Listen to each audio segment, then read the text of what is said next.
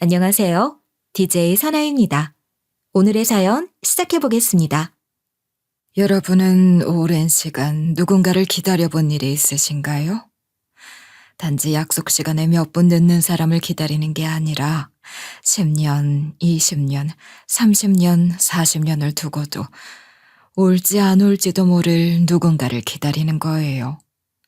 그 사람이 지금 어디에 있는지, 살아는 있는지조차 모른 채 오직 하나의 희망만 붙든 채 살아가는 삶이란 과연 어떤 모습일까요? 세월은 무심하게 흘러가고 사람들은 그 긴 기다림을 잊으라고 포기하라고 말했지만 저에겐 그게 결코 쉬운 일이 아니었어요. 어느 순간부터는 기다리는 이유보다도 기다려온 시간이 절 붙잡았던 것 같아요. 그렇게 제게 인생이란 속죄이자 기다림이었고 매일의 하루하루는 어딘가 있을 그 아이에게 다다르기 위한 조용한 발걸음 같았어요. 그리고 그렇게 묵묵히 걸어온 40년의 끝자락. 저는 제 인생 전체를 송두리째 흔들어 놓을 만큼 거대한 진실과 마주하게 되었어요. 정말 상상조차 하지 못한 믿기 힘들 만큼 낯선 진실이었죠. 지금부터 제가 들려드릴 이야기는 그 기다림의 끝에서 마주한 하루의 기록입니다. 지금부터 시작할게요. 저는 한국전쟁 직후 강원도 탄광촌 작은 마을에서 태어났어요. 저희 마을은 늘 검은 먼지로 가득했고 어딜 가든 갱도에서 묻어나온 석탄 냄새가 배어 있었어요. 그곳에서 아버지는 막장에서 석탄을 캤고 어머니는 마을 식당에서 일하며 우리 5남매를 먹여 살리셨죠. 5남매 중 넷째로 태어난 전 모든 윗 형제들이 쓰다 남은 걸 물려받는 게 당연했어요. 새 옷이란 건 한 번도 입어본 적이 없었고 하다못해 쪽쪽이 하나도 너덜너덜해진 걸 썼어야 했으니 신발 한 켤레를 놓고 동생이랑 싸우던 날도 있었고 밤마다 학교 가방에 떨어진 석탄가루를 손수건으로 털어내던 기억도 아직 선명해요. 가난한 강원도민에겐 겨울은 더욱 고된 계절이었습니다. 막둥이는 감기에 자주 걸려 늘 기침을 해댔고 어머니는 새벽마다 이불 덮어주며 콜록대는 아이들 옆에서 밥솥에 감자찌며 하루를 시작하셨고 아버지는 새벽 찬바람을 헤치고 탄광을 오가셨어요. 여보, 새벽바람 많이 차지 않았어? 춥더라. 당신은 또 언제 깼어? 막내가 자꾸 기침해서 그냥 일어났지 뭐. 감자 좀 쪄놨어. 당신도 피곤할 텐데 따뜻한 거 챙겨 먹고 좀 쉬어. 당신이나 조심해. 요즘 탄광일 더 힘들 텐데. 걱정이야. 눈이 많이 온 날엔 장정들이 식당까지 못 올라온다고 어머니는 눈밭을 헤치고 도시락을 들고 내려가셨어요. 엄마 저러다 또 넘어지시겠다. 저 작은 키에 도시락 2개씩 들고. 그럼 우리라도 내려갈까? 그러다 엄마한테 등짝 맞지. 그냥 조용히 있자. 그래도 웃다 울다 하며 살았던 시절이었어요. 가난에도 풍족했고 가진 건 없지만 넉넉하던 시절이었죠. 아이러니하게도 말이에요. 그런데 그런 삶도 끝이 났습니다. 어느 날 아버지가 일하던 중 사고로 돌아가셨고 그날로 저희 가족의 인생도 제 인생도 완전히 바뀌었죠. 막장에서 굴이 무너졌다는 연락을 받은 건 제가 초등학교 졸업식을 하루 앞둔 날이었어요. 그날 이후 집안 분위기는 무거워졌고 언니 오빠들은 바로 일을 시작해야 했고 저 역시 중학교를 다니던 와중 학업을 포기해야 했어요. 16이 되던 해 겨울 몸만한 가방을 메고 저는 서울행 기차에 올랐습니다. 어이 꼬마야, 서울엔 뭐하러 가? 을지로 인쇄소에 취직했어요. 네가? 그 어린 나이에? 저보다 어린 제 동생도 두부 공장에서 일하는데요, 뭘. 어린 것들이 고생이구먼. 기차는 4시간을 달려 서울역에 도착했고 처음 본 서울은 크고 시끄러웠어요. 사람들도 너무 빠르게 걸어 다녀서 저 혼자 그 넓은 세상에 덩그러니 던져진 것 같았죠. 제가 일하게 된 을지로 인쇄소는 허름한 골목 안에 있었고 천장은 낮고 습했어요. 인쇄소 일은 단순해 보였지만 만만치 않았어요. 요즘과 달리 모든 게 아날로그이던 시대잖아요. 활자를 하나씩 손으로 집어 기계에 올려야 했고 먹냄새가 코에 배서 집에 가도 손끝이 까맣게 물들어 있었죠. 기계에 손이 끼일까 조심해야 했고 조금만 실수하면 종이 수백 장을 다시 인쇄해야 했어요. 종일 서서 일하다 보니 다리가 퉁퉁 부었고 손톱 밑엔 늘 먹이 끼어 있었어요. 처음 한 달은 너무 힘들어서 몇 번이고 짐 싸서 내려갈까 고민했어요. 그런데 그럴 때마다 어머니의 편지가 떠올랐어요. 수경아, 서울은 춥니? 일은 힘들지 않니? 밥은 꼭 챙겨 먹고 손목에 파스 꼭 붙이고 자라. 엄마는 여기서도 잘 지낸단다. 편지 한 장 읽고 나면 다시 마음을 다잡았어요. 주말이면 종종 갈비뼈가 아플 만큼 피곤했지만 월급날 하얀 봉투를 손에 쥐고 집으로 내려갈 땐 뭔가 된 것 같은 기분도 들었어요. 우리 딸, 손은 또 왜 이렇게 험해졌어? 인쇄소 일이 많이 거친가 보구나. 괜찮아요. 요령도 좀 생기고 이제는 활자 안 봐도 글자가 뭐인지 알 수 있어요. 그러지 말고 기회 되면 다시 학교도 다녀. 너 아직 어려. 그게 마음처럼 안 되더라고요. 그냥 지금은 이게 최선인 것 같아요. 미안하다. 엄마가 미안해. 인쇄소도 가장 힘든 건 겨울철이었어요. 기계가 냉기로 식어 있으면 활자가 잘 안 찍혔고 목도 굳어버려서 손으로 녹여가며 일해야 했어요. 손가락이 얼어서 제대로 움직이지 않는 날들이 수두룩했죠. 이거 하다가 손가락 하나 없어지는 거 아니야? 엄마가 말아주는 따뜻한 국밥 한 그릇 먹고 싶다. 크고 작게 다치는 일들도 비일비재했죠. 한 번은 종이를 들고 기계를 지나가다 발이 미끄러져 넘어졌고 그 충격으로 왼쪽 손등이 갈라진 적이 있어요. 피가 멈추지 않아 병원에 갔는데 의사는 깁스를 하자며 한참을 설득했어요. 이거 그냥 뒀다간 뼈까지 염증 올 수 있어요. 깁스하세요. 그러면 일을 못하는데요? 다음 주까지는 꼭 나가야 해요.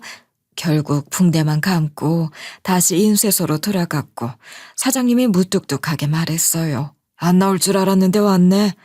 너도 어지간히 독한 녀석이구나. 자, 이걸로 병원비 해라. 사장님. 감동받을 건 없다. 더 열심히 하란 뜻이니. 그 한마디가 참 낯설게 다정했어요. 서울살이 2년차쯤 됐을 때였죠. 일하는 손은 여전히 거칠었고 하루하루가 녹록지 않았지만 그래도 전 거친 서울살이를 해내고 있었어요. 힘들었지만 주어진 삶에서 한순간도 도망치지 않았죠. 그렇게 몇 년이 흐르자 그래도 제법 손이 빨라지고 익숙해져서 인쇄뿐 아니라 제본 작업까지 혼자 맡을 수 있게 됐어요. 묵직한 재단기로 수백 장의 종이를 자르고 그걸 순서대로 정리해서 제본 테이프로 마무리할 때면 나도 이제 어엿한 기술자구나 싶은 자부심이 느껴졌어요. 그 무렵이었어요.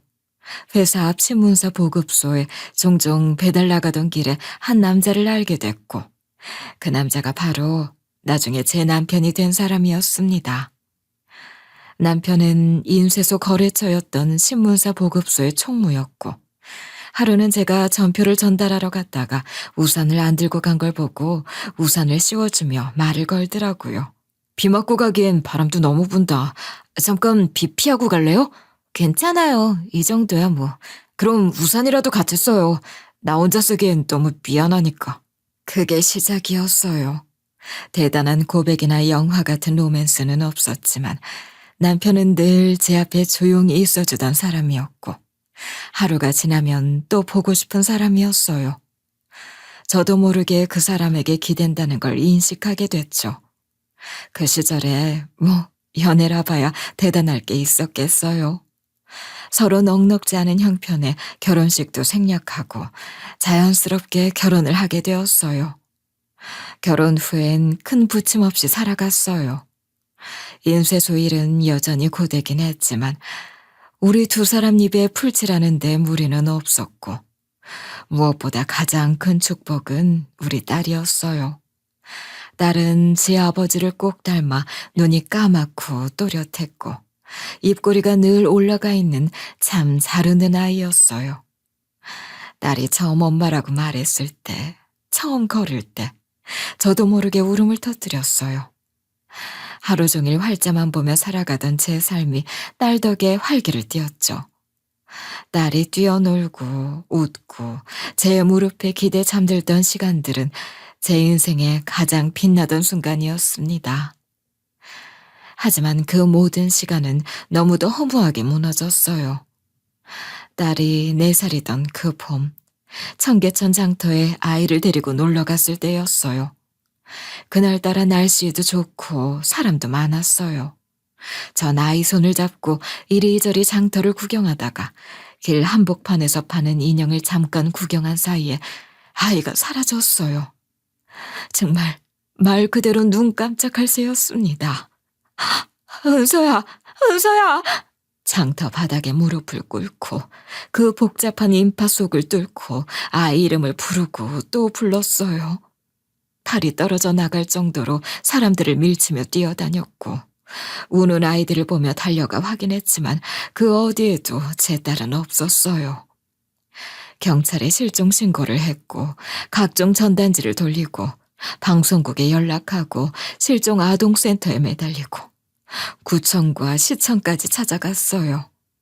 하지만 시간은 제 편이 아니었습니다.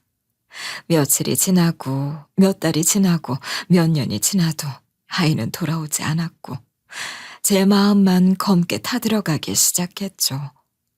남편과의 관계도 그 시기를 지나며 점점 뒤틀리기 시작했어요. 처음엔 같이 울고 같이 전단지를 붙이고 밤새 경찰서 앞 벤치에 함께 앉아 있었어요.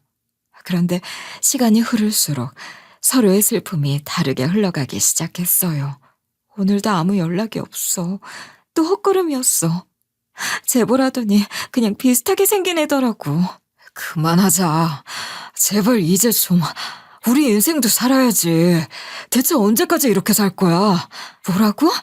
지금 그 말이 나와? 은서가 우리한테 어떤 애였는데 어떻게 그만둬? 부모가 어떻게 그래? 그렇게 매달려봤자 뭐가 달라져? 현실 좀 봐. 우리 지금 집세도 밀리고 있어. 집세가 중요해? 사람이 없어졌는데, 아이가 사라졌는데 지금 돈 얘기를 하고 싶어? 당신만 힘든 줄 알아? 나도 밤마다 잠이 안 와. 나도 내 딸 보고 싶어 미칠 것 같다고. 근데 그렇다고 죽어? 그냥 확 죽을까? 그렇게 싸운 날엔 한참을 침묵했어요. 밥도 같이 안 먹고 눈도 마주치지 않았어요. 그래도 다음 날이면 또 같이 전단지를 붙이고 한강다리 아래 경찰 순찰대에 들르고 실종자 센터에 연락하고 서로에게 화가 나면서도 동시에 서로 없으면 안 되는 모순된 시간들이 계속됐죠. 나도 너무 지쳤어. 진짜 지긋지긋해. 그럼 애는, 우리 은서는 이제 그만 좀 해. 좀 잊으라고. 그 말을 듣는 순간 머리를 누군가 쥐어박은 것처럼 어질했어요. 전 못 잊었거든요. 잊을 수 없었어요. 지금도 거리에서 까만 눈망울을 가진 여자아이가 보이면 무작정 쫓아가 확인했어요. 지하철에서 누가 소리를 내어 웃기만 해도 혹시나 우리 딸 웃음소리 같아서 목이 메었어요. 하지만 남편은 아니었나 봐요. 나를 잃은 죄인이지만 그래도 살아야 했어요. 아니, 나를 찾기 위해서 더 열심히 살아야 했어요. 죄책감에 주저앉고 싶을 때도 있었지만 누가 뭐라 해도 전 엄마였고 그 아이가 돌아왔을 때 아무것도 가진 게 없는 사람이 되고 싶지 않았어요. 언젠가는 꼭 다시 마주할 거라는 믿음 하나로 하루하루를 버텨냈던 것 같아요. 그리고 그날도 평소처럼 일찍 출근해서 대형 재봉기를 청소하고 있었죠. 인쇄물 작업을 마치고 재봉기에 낀 종이 조각들을 빼내는 건 매일 하는 일이었고 손이 먼저 움직일 정도로 익숙한 일이었죠. 기계는 크고 묵직했고 안쪽엔 잘린 종이 찌꺼기가 롤러에 끼어 있었어요. 바닥에 무릎을 꿇고 허리를 낮춘 채 조심스럽게 롤러 쪽에 손을 넣었어요. 늘 하던 대로였기 때문에 별 경계심도 없었어요. 그런데 갑자기 뭔가 툭 하고 스위치가 켜지는 소리가 들리더니 기계가 갑자기 움직이기 시작했어요. 잠깐만! 말도 끝나기 전에 기계가 돌아가기 시작했고 롤러는 무자비하게 제 손을 끌어당겼어요. 기계 안으로 손가락이 빨려 들어가면서 눈앞이 새하얘졌고 비명이 목구멍까지 올라왔어요. 기계가 드르륵 하고 돌아가는 소리와 함께 손 안에서 뭔가 툭 하고 끊어지는 감각이 느껴졌고 생사를 찢는 듯한 고통이 전신으로 퍼졌어요. 꺼져! 멈춰! 누가 좀 꺼줘! 그 비명을 듣고 달려온 건 마침 인쇄소에 들렀던 남편이었어요. 남편은 상황을 인지하자마자 기계를 멈추고는 제 손을 붙잡았어요. 피는 멈추지 않고 흘러내렸고 남편은 그 피를 맨손으로 막으며 다급하게 말했어요. 여보, 정신 차려. 괜찮아. 나 여기 있어. 병원 갈 거야. 금방 병원 가. 손가락, 여보, 내 손가락에. 보지 마. 눈 감아. 괜찮을 거야. 내가 데려갈게. 남편은 한 손으로 제 손을 감싸고 다른 손으로 휴대폰을 붙잡은 채 택시를 불렀고 제 손은 피투성이가 된 앞치마에 휘감긴 채로 택시 뒷자리에 실렸어요. 택시기사는 백미러로 절 몇 번이나 쳐다보며 중얼거렸어요. 병원까지 빨리 갈게요. 너무 놀라지 마세요. 금방이에요. 병원에 도착하자마자 응급실로 옮겨졌고 마취에서 깨어난 뒤 의사는 제 상태에 대해 설명했어요. 좌측 손가락 2마디가 절단됐습니다. 감각도 돌아오긴 어렵습니다. 미세신경까지 손상이 커서요. 이거 참 안타깝지만 더 이상 할 수 있는 건 없었습니다. 그 말을 듣고 전 그냥 아무 생각도 할 수가 없었어요. 손가락 2마디가 없어진 제 손을 바라보면서도 실감이 나지 않았어요. 손가락 끝이 가려운 것 같기도 하고 무언가 닿는 느낌이 있는 것 같기도 한데 그 자리를 보면 없는 거예요. 피도 통증도 손가락도. 비 오는 날에는 좀 욱신거릴 수 있어요. 감각은 없겠지만 신경통처럼 통증이 느껴질 수도 있어요. 이후로 몇 주는 입원 생활을 했고 퇴원하고 나서 다시 인쇄소를 찾아갔지만 기계 앞에만 서면 손끝이 저릿했어요. 기계 소리만 들어도 숨이 가빠졌고 밤이면 사고 났던 순간이 머릿속에서 반복됐어요. 잠결에 손가락이 살아있는 것처럼 꿈을 꾸기도 했고 아침에 눈을 뜨면 매번 그게 악몽이었단 걸 깨달았어요. 그런데 진짜 참기 힘들었던 건 통증이 아니라 사람들의 시선이었어요. 그 시절만 해도 사람들이 뭐랄까 좀 배려가 없었죠. 어머, 손이 왜 그래? 장애인이에요? 재봉기 사고가 나서요. 아이고 세상에, 어쩌다가. 젊은 여자 손이 그래가지고 어쩌나. 매일같이 그런 말들을 들어야 했죠. 그래서 늘 손을 가리는 습관이 생겼어요. 여름에도 긴 소매를 입고 누가 악수라도 하려 하면 무심하게 손을 빼곤 했어요. 출근길 버스 손잡이를 잡다가 옆자리 사람이 제 손을 흘끗 쳐다볼 때면 숨이 턱 막혔어요. 그 짧은 시선 하나에 며칠을 마음에 담아두곤 했어요. 상대는 그저 한번 힐끔 본 걸 수도 있지만 제겐 그것도 칼날 같았거든요. 비가 오면 더 심했어요. 쑤시고 욱신거리고 밤엔 통증에 자다가도 깨곤 했어요. 그러면 이불을 걷어내고 거실로 나와 어둠 속에서 조용히 손을 쓸어내리곤 했죠. 그래도 전 살아야 했어요. 살아서 딸을 찾아야 했고 손이 없어도 엄마니까 끝까지 포기할 수 없었어요. 그날 사고가 나고 손가락이 잘려나간 그 자리에서 저는 마음을 다잡았어요. 그러는 한편 점차 남편이 변해가기 시작했어요. 남편은 밖에서는 웃는 얼굴로 사람들을 대했지만 집에서는 좀 달랐어요. 누구보다 부침성 좋고 말재주도 있었고 웃는 낯으로 장사꾼들 사이에서도 인기가 많았지만 그런 사람이 집에 들어와 문을 닫는 순간엔 완전히 다른 얼굴이 되곤 했죠. 원래도 술을 좋아하긴 했어요. 하루 일 마치고 맥주 한 캔 정도는 늘 손에 들려 있었고 주말이면 혼자 소주 한 병쯤은 늘 비웠어요. 그런데 어느 날부턴가 빈 병이 서너 개로 늘어나기 시작했고 제 손 얘기를 하거나 딸 얘기를 하며 아픈 데를 쿡쿡 찌르기 시작하더라고요. 그 손가락 좀 가리고 다니면 안 돼? 보기만 해도 징그러워 죽겠어. 식탁 건너편에서 밥도 못 먹겠다고. 그리고 우리 은서, 네가 잃어버린 거잖아, 네가. 남편은 술이 없이는 안 할 말들을 그렇게 술에 취해 해댔고 어김없이 화를 내기 시작했어요. 테이블 위를 치고 벽을 보고 소리치고 심지어는 술병을 휙 던져 유리컵이 깨진 적도 있었어요. 그럴 때마다 전 숨을 죽이고 조용히 치우기 바빴어요.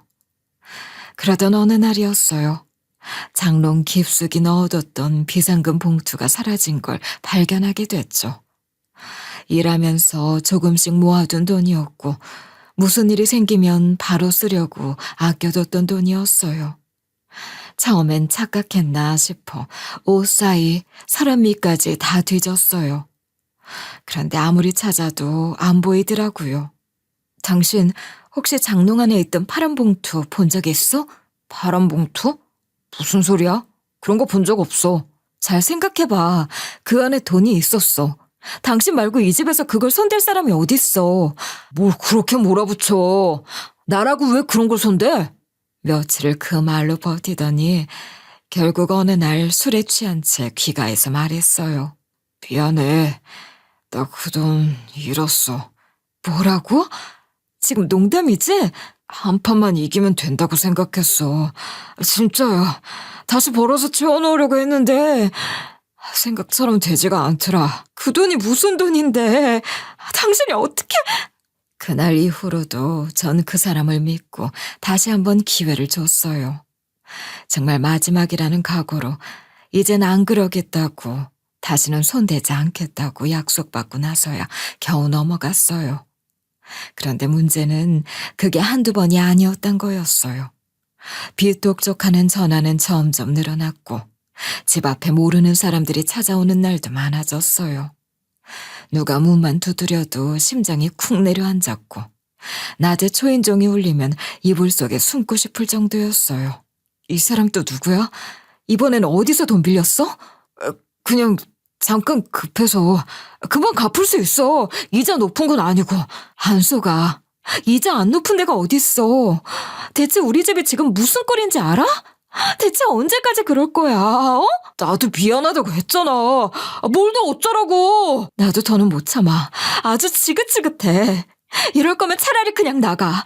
나가서 혼자 노름을 하든 술을 처먹든 하라고. 말은 내뱉었지만 그래도 같이 있어주길 바라는 마음도 있었고 다음 날이면 다시 미안해라는 말이 오가기를 바랐어요. 그런데 정말 그날 밤이 마지막이었어요. 다음 날 장롱문이 열려 있었고 속옷 서랍까지 텅 비어 있었어요. 전화기도 꺼져 있었고 동료들에게도 연락이 닿지 않았어요. 남편은 그렇게 정말 홀연히 떠났어요. 남편이 사라진 뒤로는 아예 인쇄소에 붙어 살다시피 했어요. 하루에 기계 앞에 서 있는 시간만 12시간이 넘었고 쉬는 시간 없이 종이 자르고 활자 맞추고 잉크 닦고 그 짓을 몇 년을 했는지도 모를 만큼 매일같이 반복했어요. 모든 걸 잃은 사람에게 버틸 수 있는 방법이란 결국 몸을 갈아넣는 일뿐이었어요. 피곤해서 쓰러질 정도는 돼야 잠이 오고 허리가 끊어질 것 같아야 사고 난 그날 밤 생각이 조금 잠잠해졌거든요. 인쇄소는 오래된 습한 건물이었고 기계 돌아가는 소음이 쉴 새 없이 울렸어요. 누가 봐도 휴식처가 될 만한 공간은 아니었죠. 그런데 이상하게도 그 좁은 공간이 저에겐 유일한 안전지대였어요. 그러던 어느 날이었어요. 그날도 평소처럼 재단지 정리를 하고 있었고 사장은 오전에 은행 좀 다녀오겠다며 나간 상태였어요. 그런데 점심시간이 지나고 저녁이 돼도 사장이 돌아오지 않는 거예요. 사장님, 어디세요? 기계 멈췄는데 조치 좀 해야 해서요. 문자도 전화도 받지 않았고 결국 저는 혼자서 덜덜대는 기계를 붙잡고 고장난 부품을 억지로 조여가며 일했어요. 밤 9시가 다 돼서 좀 뭔가 이상하다는 걸 느꼈어요. 사무실 안 책상은 텅 비어 있었고 서랍에 늘 넣어두던 사장 핸드폰도 사라져 있었어요. 다음 날 아침 거래처에서 전화가 왔어요. 여보세요? 수경 씨, 어제 결제 들어온다더니 아무 연락 없어서요. 네? 어제 사장님이 은행 간다고 하시고 아직 안 들어오셨어요. 제가 다시 연락드릴게요. 그 통화가 끝난 뒤부터 줄줄이 전화가 걸려오기 시작했어요. 종이 대금, 잉크비, 임대료, 거래대행 수수료. 다들 사장님은 안 받으시던데 혹시 알고 있냐는 말만 반복했어요. 그제서야 전 사무실 금고를 확인했어요. 안에는 아무것도 없었어요. 계약서며 영수증, 월급 명세서까지 싹 비워져 있었고 회사명의 통장도 사라졌어요. 월급은 3달치가 밀려 있었고 전 그동안 그것도 그냥 힘들어서 그러려니 하고 넘겼던 거였어요. 거래처 사장 하나가 인쇄소까지 찾아온 뒤에야 저는 자초지종을 알게 됐죠. 그 사람 이미 사설 채권자들에게도 쫓기고 있었어요. 솔직히 저희도 불안했는데 그래도 괜찮을 줄 알았죠. 그게 무슨 말씀이세요? 머리가 멍했어요. 뒤통수를 맞는다는 게 어떤 기분인지 그날 처음 알았어요. 모든 게 끝난 기분이었어요. 나를 잃었고 남편에게 버림받았고 손가락까지 잘렸고 이제는 일터에서마저 내쫓긴 거였어요. 남은 월세며 공과금도 막막했고 밀린 월급을 받을 데도 없었어요. 결국 모든 걸 잃고 밖으로 나왔을 때 정말 갈 곳이 없었어요. 처음 며칠은 공원 벤치에서 밤을 지새웠어요. 종이 박스를 깔고 앉으면 새벽 바람이 살갗을 핥히듯 지나갔고 며칠을 그렇게 버티니 다리가 퉁퉁 붓고 손끝이 얼어붙는 느낌이었어요. 비가 쏟아지는 날이면 지하철역 입구에서 구걸하는 이들과 자리를 나눴고 사람들 틈에서 내가 왜 이렇게까지 됐나 싶어 눈물이 났어요. 그렇게 몇 날 며칠을 굶다시피 하고 나니 어느 순간 뜨끈한 국물 생각이 미친 듯이 나는 거예요. 어릴 적 엄마가 끓여주던 소고기 뭇국이 문득 생각나서 괜히 더 먹먹해졌고요. 그날따라 더 추웠어요. 쌀쌀한 바람에 몸을 움츠린 채 전 동네 뒷골목을 헤매다 작고 허름한 백반집 하나를 발견했어요. 김이 모락모락 피어오르는 입구 유리문에 이슬이 잔뜩 서려 있었고 문 옆에는 순댓국밥 5,000원이라고 적힌 손글씨 종이가 붙어 있었죠. 문 앞에서 한참을 서성이다가 저는 결국 문을 밀고 들어갔어요. 안은 따뜻했어요. 김치 볶는 냄새, 들깨가루 풀린 국물 냄새, 사람들 숟가락 부딪히는 소리. 참 따뜻한 식당이었어요. 어서 오세요. 순댓국 하나 드릴까요? 네, 그렇게 해주세요. 말은 했지만 제 주머니 사정은 뻔했어요. 바지 주머니 속엔 구겨진 1,000원짜리 한 장이 전부였어요. 그런데 막상 국밥이 나오고 김이 모락모락 피어오르니 제정신이 아니더라고요. 허겁지겁 국물부터 들이켜고 밥을 말아 넘기기 시작했어요. 얼마나 허기졌던 건지. 그 국밥이 세상에서 가장 맛있는 음식 같았어요. 배를 채운 뒤에야 정신이 돌아왔고 그제서야 주머니를 뒤적여 1,000원짜리를 꺼내들었어요. 손이 떨렸어요. 부끄럽고 죄송해서 얼굴을 들 수가 없었어요. 제가 지금 가진 게 이거밖에 없어요.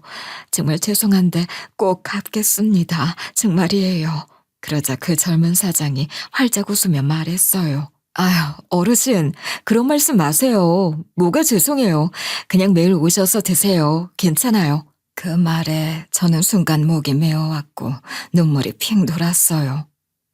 그렇게 다정한 말 한마디를 들은 게 얼마만이었는지. 아니, 제 존재 자체를 반갑게 받아준 사람이 있다는 게 도대체 언제였는지도 기억이 나질 않았어요. 아니에요. 말만으로도 정말 고마워요. 이 은혜는 잊지 않을게요. 그러다 문득 식당 사장이 물을 따라주며 고개를 돌렸을 때였어요. 그 목에 걸린 은목걸이가 눈에 들어왔어요. 순간 심장이 쿵 내려앉았어요. 그건 40년 전 제가 제 딸 은수에게 해줬던 미아방지 목걸이와 똑같은 거였거든요. 저기, 이 목걸이, 이거 어디서 난 거예요? 이거요? 어릴 때 갖고 있던 거예요. 저도 정확히는 모르는데 실은 제가 보육원 출신이거든요. 혹시 이름이 새겨져 있나요? 펜던트 뒷면에. 그게 처음엔 있었던 것 같은데 보육원 언니들이 라이터로 지지는 바람에 이름이 사라졌어요. 그 순간 전 의자에서 벌떡 일어나며 외쳤어요. 이거 우리 은수 거 같은데. 이름은 없지만 모양이 똑같다고요. 아내가 직접 맞췄어요. 4살 때 청계천에서 잃어버렸는데 혹시 몇 살이에요? 왜 그러세요, 어르신? 설마 혹시... 사장은 당황하며 절 바라봤고 전 숨을 제대로 쉬지 못할 만큼 가슴이 뛰었어요. 저도 청계천 근처 보육원에서 자랐어요. 원장님 말로는 시장통에서 주웠다고 하시던데 전 정확히 기억은 안 나요. 그래, 시장통에서 널 잃어버렸어. 은수야, 내 딸. 엄마예요? 정말 제 엄마라고요? 말도 안 돼. 설마. 은수야, 엄마야. 아유, 미안하다. 널 잃어버리고 찾지도 못한 못난 엄마라 미안하다. 엄마. 그래, 내 딸. 저희 두 사람 모두 말을 잇지 못하고 서로를 바라봤어요. 저는 사장의 손을 덥석 붙잡았고 눈물이 하염없이 쏟아졌어요. 그날 우리는 함께 유전자 검사를 받기로 했어요. 하지만 저도 사장도 모두 확신에 차 있었어요. 병원에 가서 상담을 받고 혈액을 뽑으며 희망에 부풀었죠. 늘 내가 누굴 닮았을까 궁금했어요. 가끔 엄마 또래 사람들을 볼 때마다 혹시 우리 엄마일까? 그런 마음 들 때도 있었고요. 근데 이런 일이 있을 줄은 몰랐어요. 어떻게 이런 일이 있죠? 그건 나도 그래. 난 매년 생일마다 네가 살아있길 빌었어. 죽지 않고 어딘가 살아만 있으면 그걸로 됐다고. 이제 됐다. 이제 됐어. 며칠이 지나는 동안 사장은 식당 한 켠을 내어주었고 거기서 함께 이런저런 얘기들을 나눴어요. 40년을 애타게 그리워했던 딸이 다시 제 앞에 나타난 기분이었고 진짜로 내 딸이라면 이제라도 함께 살아가면 된다고 믿었어요. 세상이 다시 시작되는 것 같았고 이제라도 그 빈자리를 채울 수 있을 거라 생각했어요. 그러던 어느 날 병원에서 전화가 왔어요. 검사 결과가 나왔다는 연락이었고 우리는 함께 병원으로 향했어요. 가는 내내 손이 덜덜 떨렸고 마음속에선 이미 그래, 이 아이가 맞아. 내 딸이야. 라고 확신하고 있었어요. 한 줄기 희망을 품은 마음으로 병원에 갔어요. 저 문만 열고 들어가면 어쩌면 잃어버렸던 딸을 다시 만날 수 있을지도 모른다는 그 믿음 하나로요. 의사와 마주 앉았을 때 의사는 유전자 결과지를 한참 들여다보다가 고개를 들었어요. 검사 결과가 나왔습니다. 안타깝게도 결과는 불일치입니다. 가족관계로 확인되지 않았습니다. 그 말을 듣는 순간 제 귀가 멍해졌어요. 눈앞이 하얘졌고 다리에 힘이 풀려 의자에 털썩 주저앉았어요. 아무 말도 들리지 않았고 온몸에서 힘이 빠졌어요.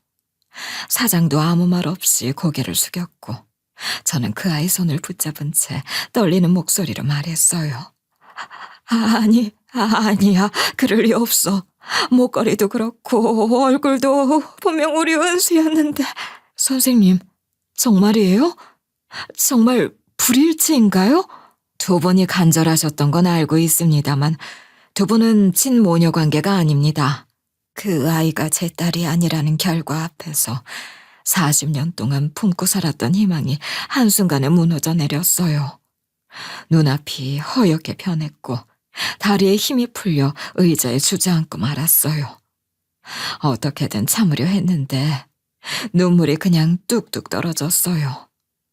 목구멍 안에서 뜨거운 무언가가 울컥 올라왔고 전 그 자리에서 고개만 푹 숙인 채 말없이 울었어요. 의사는 한참을 말없이 기다려줬고 제가 조금 진정되자 조심스럽게 말을 꺼냈어요. 그런데요, 어르신, 혹시 기억에 공백이 있다고 느끼신 적 없으세요? 자꾸 어떤 사실이 생각이 안 나거나 날짜나 이름을 혼동하신다거나. 저는 멍한 얼굴로 고개를 들었어요. 그건 왜 물으시죠? 유전자 검사 과정에서 신분 기록을 조회하던 중에 등록된 보호자 연락처가 있었습니다. 보시다시피 어르신은 보호자가 있는 분이세요. 그 말에 저는 잠깐 멈칫했어요. 보호자라니요. 전 혼자인 줄 알았는데 제게 가족이 있다고요? 추가로 인지기능 검사를 해보는 게 좋겠습니다. 괜찮으시겠어요? 그게 무슨 뜻인지 알 수 없었지만 전 그저 고개를 끄덕였어요. 뭔가 흐릿하게 감춰져 있던 기억의 조각이 흔들리는 것 같았어요. 그렇게 전 그날 피검사와 뇌 영상 촬영 그리고 길고 복잡한 인지검사를 받았어요. 어르신, 치매 진단이 나왔습니다. 이미 꽤 진행된 상태로 보입니다. 최근 기억뿐 아니라 과거의 일부 기억도 공백이 있는 것으로 보입니다. 그 말을 듣는 순간 마치 뒤통수를 세게 얻어맞은 기분이었어요. 가슴이 턱 막히고 손끝이 저릿해졌어요. 그렇게 한참을 멍하니 앉아있다가 저는 입을 떼지도 못한 채 의사를 따라 병원 기록을 훑어보기 시작했어요. 그러던 중 한 이름이 눈에 들어왔어요. 김태준, 직계가족, 아들. 그리고 바로 그 순간 무언가 퍼뜩하고 떠올랐어요. 흐릿했던 기억 속에서 조각 하나가 반짝하고 빛났어요. 그리고 그 빛은 점점 퍼지듯이 다른 기억들을 꺼내기 시작했어요. 딸을 낳고 몇 년 후 저는 다시 아이를 낳았어요. 그게 바로 태준이었어요. 제 아들이었어요. 제겐 아들이 있었던 겁니다. 의사에게 부탁해 등록된 번호로 연락을 부탁했어요. 그리고 마침내 병원 대기실 문이 조심스럽게 열렸고 남자가 뛰어들어왔어요. 엄마, 나야 태준이. 어디 갔었어? 내가 한참 찾았잖아. 그 말을 듣는 순간 가슴이 덜컥 내려앉았어요. 그 목소리, 어딘가 너무나 익숙한 그 눈동자. 눈물이 터질 듯 폭받쳐 올랐어요. 태준아, 우리 아들. 그래, 나야. 엄마 왜 혼자 나갔어? 위험하게. 아들은 제 손을 붙잡고 울었고 저는 그 손을 더듬듯 쓰다듬으며 잃어버렸던 기억들을 한 조각씩 되짚었어요. 아들은 제게 말해줬어요. 제가 아들네 집에 살았고 그날은 아들과 며느리가 장을 보러 나간 사이 제가 갑자기 집을 나갔다는 거리요. 2주 넘게 엄마를 얼마나 찾았는데. 경찰서도 가고 거리도 뒤지고 CCTV 뒤져가면서 계속 찾았어. 나중엔 실종자 포스터까지 붙였는데 미안해. 엄마가 미안해. 내가 널 다 잊고 있었다니. 아니야 엄마. 무사하니까 됐어. 이제 됐어. 그날 밤 아들은 절 다시 집으로 데려다 줬어요. 익숙하면서도 낯설었던 그 집엔 제 사진도 있었고 아들이 손수 붙여준 메모들도 곳곳에 남아 있었어요. 그리고 거기서 전 조금씩 기억을 찾아갔어요. 그런 제게 아들이 조심스럽게 말했어요. 엄마, 우리 은수 보러 갈까? 그 말에 제 심장이 덜컥 내려앉았어요. 은수, 내 딸 이름. 기억을 잃은 상태에서도 절대 잊지 못했던, 오랫동안 마음에서 뼈아프게 간직하고 부르고 또 부르던 그 이름이 다시 입에서 나오자 가슴이 미어졌어요. 눈물이 울컥 솟구쳤습니다. 그래, 가자 태준아, 우리 은수 보러 가자. 그렇게 우리는 작은 공동묘지가 있는 동네 외곽으로 향했어요. 차 안에서 아무 말도 하지 못했어요. 심장이 쿵쿵 뛰었고 한 걸음씩 걷는 게 마치 세월을 되짚는 것처럼 느껴졌어요. 은수의 무덤 앞에 도착했을 때 저는 그대로 주저앉았어요. 손을 얹었고 눈물이 말도 못하게 쏟아졌어요. 그리고 눈물과 함께 기억도 쏟아졌어요. 그날 장터에서 아이를 잃어버리고 경찰서에 찾아가고 거리를 헤매고, 그리고 몇 달 뒤 싸늘한 주검으로 돌아온 딸을 확인했던 그 순간까지.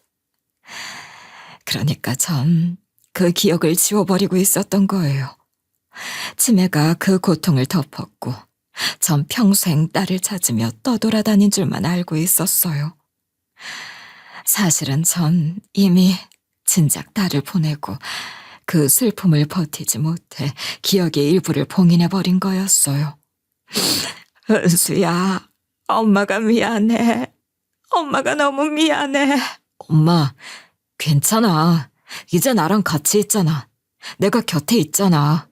그날 전 제 딸 은수에게 다시 이별을 고했어요. 가슴속에 묻었던 기억이 이제는 무덤 앞에서 천천히 내려앉는 듯 했어요. 딸을 잃고 무너졌던 그때 전 세상을 등졌지만, 그리고 치매로 다시 한번 딸에 관한 기억을 붙잡았지만, 그렇게 다시 한번 딸을 떠나보내고 아들의 손을 붙잡고 집으로 돌아왔어요. 그날 이후 아들은 제 손을 꼭 붙잡고 다녔어요. 잠깐 외출을 해도 집안에서 방을 옮길 때조차 절 지켜보듯 눈을 떼지 않았어요. 괜히 불안한 눈빛으로 절 살피고 가끔은 숨소리까지 확인하는 것 같았어요. 엄마, 물 끓일 땐 꼭 불 끄고 나와야 해? 기억 안 날 땐 그냥 나한테 말해. 알았어. 나 괜찮다니까. 그 괜찮다가 제일 무서운 말이야. 그러다 또 집 나가면 어떡해. 그땐 내가 기억을 못했잖아. 지금은 아니야. 지금은 아직 잘 기억해. 지금은 그렇지만 그게 언제까지일지는 모르잖아. 저도 알고 있었어요. 불을 켜둔 채로 잠든 날이 하루 이틀이 아니었고, 낯선 골목에 서 있다가도 어떻게 온 건지 몰라 당황한 적도 많았어요. 어느 날은 냉장고에 휴대폰을 넣어두고 찾느라 한참을 헤맸고, 한 번은 가스불 앞에서 물을 올려놓고 그대로 거실 소파에 앉아 깜빡 잠들어 버렸어요. 그날 이후로 전 스스로도 이대로는 안 되겠다는 생각을 하게 됐어요. 더는 아들이나 며느리에게 민폐가 되면 안 된다는 생각이었어요. 스스로 할 수 있을 때 결정해야 한다고 생각했어요. 그렇게 전 아들과 상의했고 아들 내외 집 근처에 있는 요양원을 함께 방문했어요. 요양원 건물은 생각보다 밝고 깨끗했어요. 복도엔 햇빛이 가득 들어왔고 간호사들은 밝게 인사하며 다정하게 어르신들의 이름을 불렀어요. 전 조용히 구석에 앉아 한참을 그 모습을 지켜봤어요. 여기 괜찮은 것 같다. 분위기도 따뜻하고 창문도 커서 햇살도 좋고. 엄마, 지금 결정 안 해도 돼. 조금 더 천천히 생각해도 돼. 아니야. 지금 내가 스스로 걸어서 들어올 수 있을 때 들어오는 게 맞아. 네가 계속 나 신경 쓰는 거, 그거 보는 것도 힘들더라. 나 안 힘들어. 그냥 엄마가 멀어진다는 게 싫어서. 멀어지는 거 아니야. 가까이 있잖아. 여기 있으면 너도 자주 올 수 있고. 그렇게 전 입소 서류에 직접 이름을 썼어요. 손끝이 조금 떨리긴 했지만 아직은 이름을 또렷하게 적을 수 있다는 것만으로도 감사했어요. 방은 작았지만 깨끗했어요. 큰 창에 달려 있어서 아침이면 따뜻한 햇살이 이불 위로 비쳤고, 오후엔 나뭇잎 그림자가 벽에 흔들리듯 들어왔어요. 아들은 입소 첫날 딸 무덤에서 함께 찍은 사진을 액자에 넣어 한쪽 벽에 걸어주었어요. 엄마, 이거 여기 두면 좋을 것 같아서. 우리 같이 찍은 사진. 엄마가 오늘이 어떤 날인지 헷갈릴 땐 이 사진 봐. 그리고 다시 시작하면 돼. 괜찮아. 요양원 생활은 규칙적이었어요. 식사 시간, 산책 시간, 약 먹는 시간. 처음엔 그 반복이 낯설었지만 곧 익숙해졌어요. 그러다 하루는 복도 끝에서 익숙한 얼굴이 보였어요. 백반집에서 따뜻한 국밥 한 그릇을 건네던 식당 사장이었어요. 한때 잠시 제 딸이라 착각했던. 어르신, 잘 계시죠? 자주 오지 못해서 죄송해요. 아니에요. 여기까지 와줘서 고마워요. 그날 이후로 저도 참 많이 생각했어요. 어르신 덕에 저도 엄마라는 단어를 다시 떠올리게 됐거든요. 어르신이 엄마처럼 느껴졌어요. 짧은 시간이었지만 엄마 품 같은 느낌이었어요. 그럼 우리 앞으로도 그렇게 지내요. 나중에 내가 다 잊어버리더라도 그전까진 우리 모녀처럼 지내요. 그렇게 우리는 요양원 안의 작은 벤치에 앉아 몇 시간을 이야기했어요. 저는 제 딸 이야기, 아들 이야기, 잊었던 기억들을 다시 찾은 이야기까지 천천히 들려주었고, 사장도 가끔 눈물을 훔쳐가며 제 이야기를 들었어요. 그리고 고아로 혼자 커온 식당 사장, 아니 그 아이를 저도 꼭 안아줬죠. 밤이 되면 저는 침대에 누워 창밖을 바라봤어요.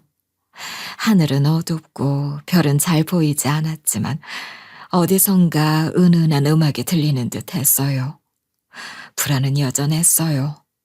언제 기억이 또 사라질까? 내일은 오늘을 기억할 수 있을까? 하지만 그런 불안 속에서도 저는 희미하게 안도했어요. 아직은 누군가 제 이름을 불러주고 있었고, 누군가는 제 손을 붙잡아주고 있었어요. 기억은 사라질 수 있지만 그 따뜻함만은 몸이 기억해줄 것 같았어요. 절 바라보는 사람들의 눈빛, 목소리, 그리고 손끝의 온도까지도. 머지않아 곧 모든 기억을 잃게 될 거라는 걸 알고 있어요. 요즘은 거울을 봐도 그 안에 사람이 낯설고 손에 쥔 물건 이름이 잘 떠오르지 않을 때가 많아졌어요. 아들의 얼굴도 흐릿해지고 있고 매일 들르던 식당 사장의 웃음도 꿈에서 본 일처럼 아득해지고 있어요. 심지어는 제 이름조차 입안에서 맴돌다가 이내 사라지곤 하죠. 이제는 달력이 무슨 요일을 가리키는지보다 제 정신이 어느 만큼 남아있는지가 더 중요해졌어요. 지금 전 잠시 정신이 맑아진 상태예요. 이런 기회는 이제 많지 않을 거란 걸 잘 알고 있기에 이때를 틈타 손녀의 도움을 빌려 제 마음을 기록으로 남기고 있어요. 몇 번에 걸쳐 기록을 하고 있어요.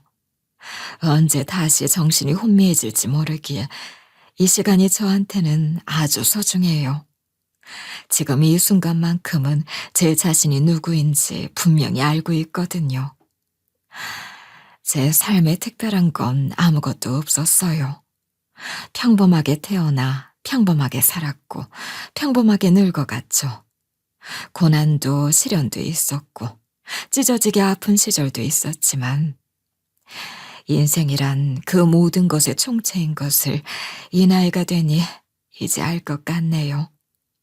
슬픔도 아픔도 기쁨도 모두 결국은 시간에 의해 지나간다는 것을 저는 마음으로 이제야 느끼고 있는 듯 합니다. 요양원에 오기 전엔 아들은 절 혼자 두는 걸 걱정했어요. 저도 제 상태가 더 나빠질 걸 알았고 그게 두려웠기에 결국 요양원 입소를 결정했죠. 처음엔 낯선 사람들 속에서 낯선 냄새와 규칙 속에 살아가는 게 힘들었지만 시간이 흐르니 이젠 여기가 제 집 같아요.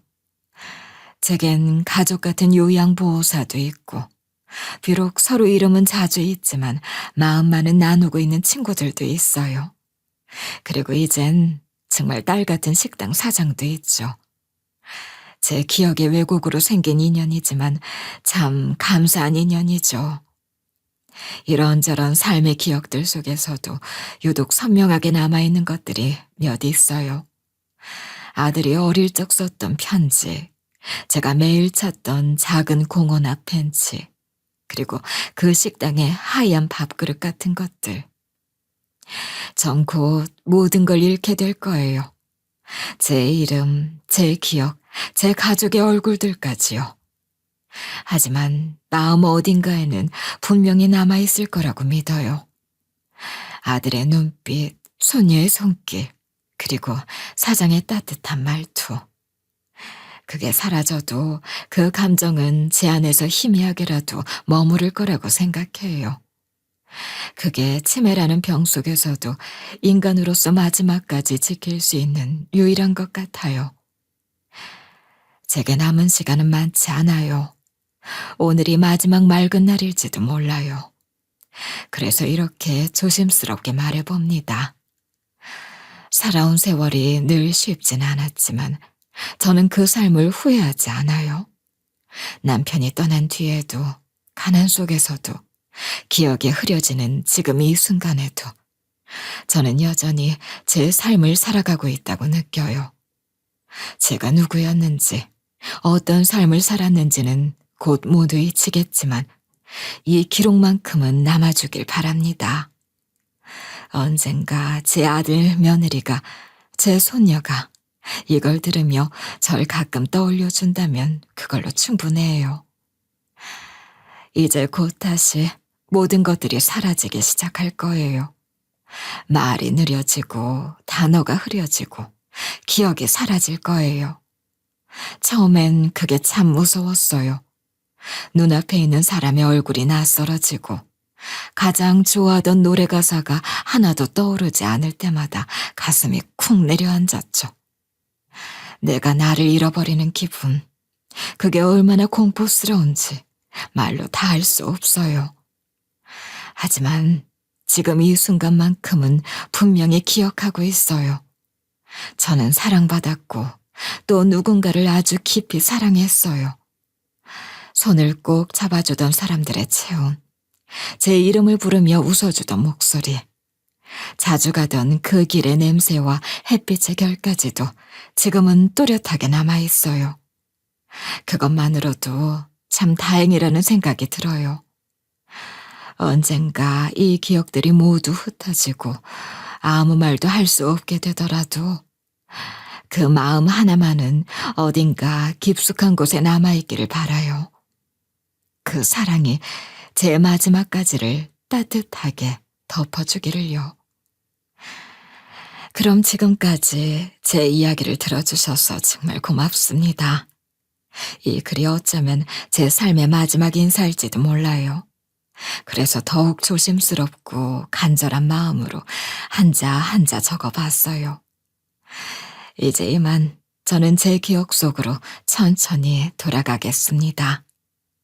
점점 옅어지는 그 길 위에서 언젠가 다시 마주치게 된다면 전 분명 여러분을 알아볼 수 없을지도 몰라요. 그래도 괜찮아요. 제 마음이 먼저 기억하고 반겨줄 테니까요. 여러분도 부디 사소한 인연 하나라도 따뜻하게 간직하며 살아가시길 바랍니다. 누구의 삶이든 그 안엔 잊히지 않을 순간들이 있고 잃어버린 것 같아도 마음속 어딘가엔 꼭 남아있는 감정이 있다는 걸 절 통해 기억해 주셨으면 해요. 전 이제 천천히 아주 조용히 제 안의 안개 속으로 걸어 들어가겠습니다. 그럼 부디 모두 안녕하시길 빕니다.